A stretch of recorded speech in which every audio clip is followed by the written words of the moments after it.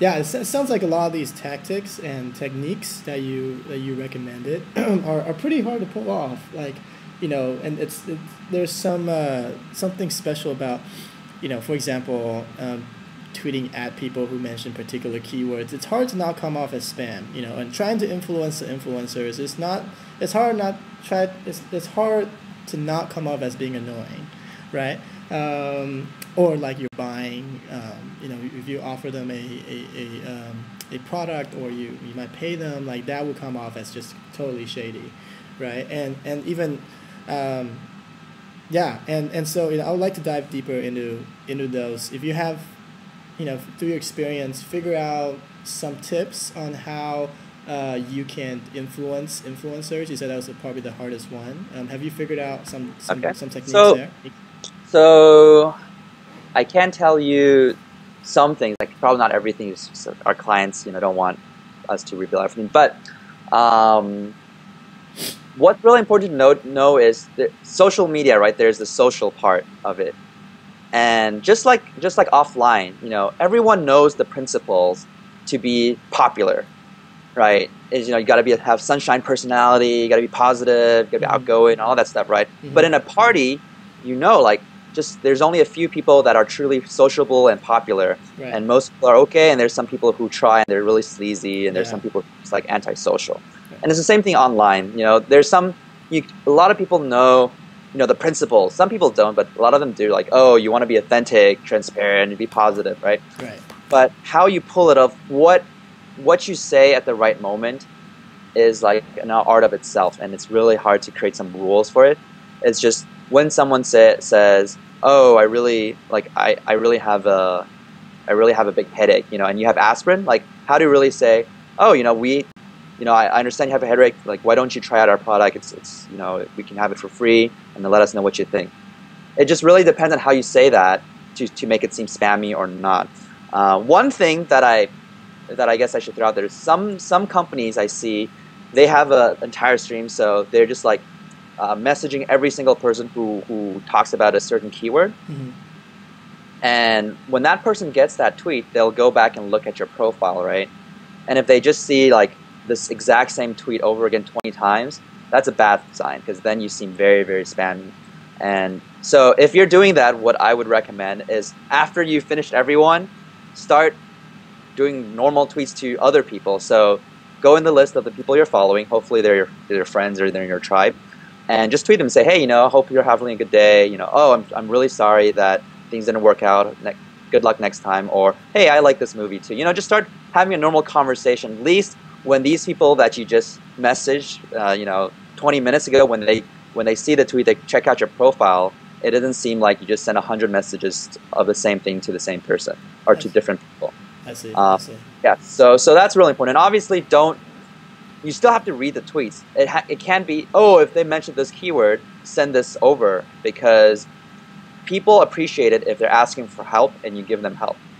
But people don't appreciate it when they just mention something and you just like, oh, it's like, my friend has a nice house, and then suddenly it's like, hey, we provide real estate services. It's just annoying. But if you're saying, hey, what's a good real estate agent around here, and someone approaches you, you're totally fine with it because you're looking for that solution. Right. And so that's really important. Now, next, you're talking about getting influencers to talk about your stuff, right? Obviously, there's hits or miss. The most critical aspect, which the marketer has no control, is the product or itself. If it's a sexy, the best case scenario is it's actually a sexy product that people want to write about. Because these influencers, these people who blog, they're looking for cool things to write about too. They're thinking, oh, what should I write about today, next day? Sometimes it's stressful, it's annoying. So if you show them the perfect product that's sexy, that's cool, they're like, oh, cool, I get to write about something interesting, and that's the best case scenario, right? Oftentimes, clients that have money and they want to pay it, a lot of times it's not that sexy. Sometimes it's like insurance. Sometimes it's like MRI machines. We've worked with MRI machine companies before. Wow. And it's hard to say, hey, how to make MRI machines really sexy, right? Wow. So for those, then you have to do some give or take. Sometimes you've built that relationship with the blogger beforehand. So for instance, you guest blogged in their blog, or you help them promote it before, and they know that you retweeted their stuff, and you comment on their blog a lot, and so they know who you are. They appreciate that you've been promoting them.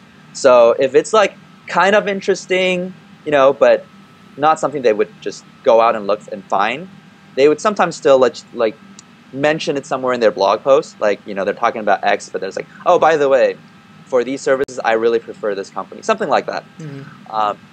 When it's like just something that's just really, really just clear out, just boring, like insurance or something, then that's the case where you do have to give them some kind of perk for it, and obviously they do have to disclose it, but give them a free unit to try out is what we see a lot in cases. And also sometimes people pay cash up front.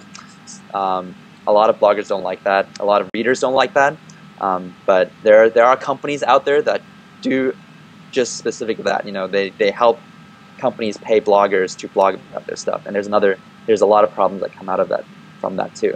So again, it's good product, relationships, and also giving them incentives to do it. I see. So would you say social media is only for sexy products? Oftentimes they're consumer oriented products, or okay, I can tell you that sometimes the product itself is not sexy, but you can create a sexy campaign around it. Mm-hmm. So for it's like Old Spice, right? Yeah. Deodorant. It doesn't have to be deodorant itself is not viral. No one's going, oh, it's a deodorant. Let's all write about it, right? Right. But they package it around a very interesting campaign, so everyone's talking about it, and then it helps you sell the deodorant. Blending machine. It's not very interesting of itself, but when you do it with Blendtec, will it blend? Now it's an interesting campaign. Uh-huh. Back to my example of insurance company. So I believe it's Neil Patel. Who had a client who was an insurance company, and he needed to bring them traffic, make them viral, etc. And again, insurance companies aren't very. It's life insurance too, so it's like on the lower end of being interesting and sexy. Yeah. So he had to make them viral, and he came up with a really creative solution. He wrote a blog post that was titled "100 Things You Did Not Know About Death," and it's just all these little interesting tips about death and whatnot. And that got extremely viral on the internet. It went on the front page of Dig. People all checked it out, and so again, insurance not interesting, but that blog post. So when people check it out, obviously on the insurance company's site, so you check it out, and life insurance is obviously really related to death. Uh-huh. So later on, when you do need to find a life insurance solution, that's when you think, oh, I remember that site that I've seen before. Let me go check them out again. I see. Those are really 3 really good examples. I find it difficult sometimes because people are always looking for more examples, and in social media sometimes we can only refer to things like Starbucks, JetBlue, Virgin America, some of these big companies that have the resources to sort of lead the effort on that. But it's great to hear some of these not as big companies do it. Do you have any examples from smaller businesses? Yeah, so I have to make it really clear. Social media strategies for large corporations and mid-size and startups totally different because they're at a different level in terms of where their brand is at, in terms of how many fans they have and what they're offering, right? This is what I always say. If you're a startup, the Facebook fan page should take a lower priority. My order would always be blog, Twitter, maybe YouTube or LinkedIn, depending on if you're B2B or what you're doing, and then maybe the Facebook fan page.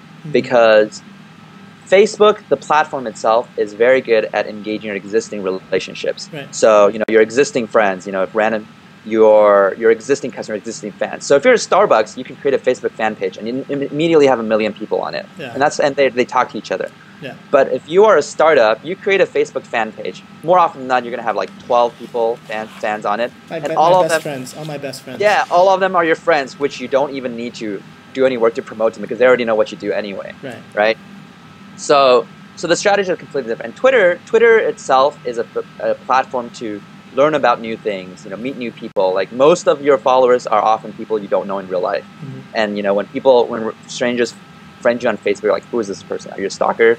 But on Twitter, when someone follows you, like, yes, I got another follower. So it's a totally different dynamic. So for a startup or a smaller company, to start off, a lot of times you don't have the time to really slowly build up that brand. You obviously should do it, but you can't depend on it. So that's when you need to use these tools to market reach, to find who are talking to the product and get your, for a small company, 10 customers means a lot to you. For a Starbucks, 10 customers does not mean that much to you. I see. So yeah, so you need to use these tools to identify who's valuable to you, build a relationship with them, and then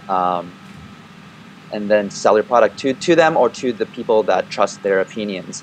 In terms of like B2B, I think you also mentioned that for B2B targeting, you definitely could use something like LinkedIn. So LinkedIn is the way to identify who are the decision makers in an organization, right? And so once you identify them, there's a lot of ways to get in touch with them. If they happen to have a Twitter account, that's usually the best way, because sometimes an executive in a big corporation, they're busy, their emails are flogged, people try to contact through all these methods, they ignore all of them. But a lot of times they create a Twitter account and no one knows who they are. They have like 27 followers. When you tweet them through that platform, they're like, oh yes, someone's talking about Twitter, and they respond back to you. And so you want to find, and this is something that Tim Ferriss likes to talk a lot about, is you want to find the vehicle with the least crowded vehicle, or least crowded platform. Also, another example is if someone's, and this is a true example, there's this guy who's a very successful business entrepreneur and executive, and usually getting in touch with him in any other method is really, really hard.